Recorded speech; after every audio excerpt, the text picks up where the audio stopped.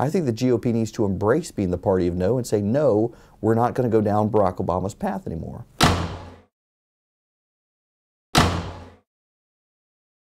You were underwhelmed by the GOP's new governing agenda to a pledge to America. Mm-hmm.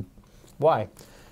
After 40 years of Democratic rule, the Republicans put out the Contract with America, which was something like 869 words, easily submittable in a one-page op-ed, so voters could understand how exactly Republicans were going to be different after 40 years of House Democrats. This year it's 7,600 some odd words, 21 pages, longer than the Constitution itself. And they want people to read that? No. They don't. They don't want to be the party of no. The party of no worked really well for Nancy Pelosi in 2006. I think the GOP needs to embrace being the party of no and say, no, we're not going to go down Barack Obama's path anymore. So I'm guessing then those who put this document together didn't call Erickson. They did not call me. Had they, I would have said, you know, your pledge should be really simple. The government that governs least governs best, and that's our pledge.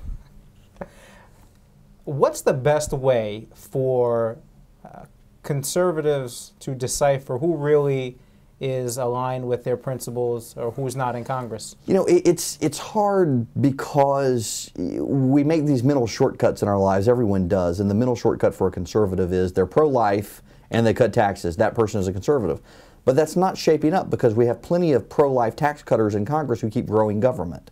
And the best way to figure it out is, are they in favor of cutting government itself? And the best way to figure that out is to ask if they're for earmarks, which are those items that are inserted by members of Congress, most often for their donors, into either committee reports or legislation without a full review that designates a specific city to get a specific amount of money for a specific project, typically for a campaign donor.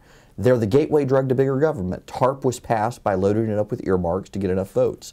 The GM bailout was done the same way. The stimulus package was, the health care vote was, financial reform was, going all the way back, the Medicare prescription drug bill was done by throwing in enough earmarks to get enough votes to expand government.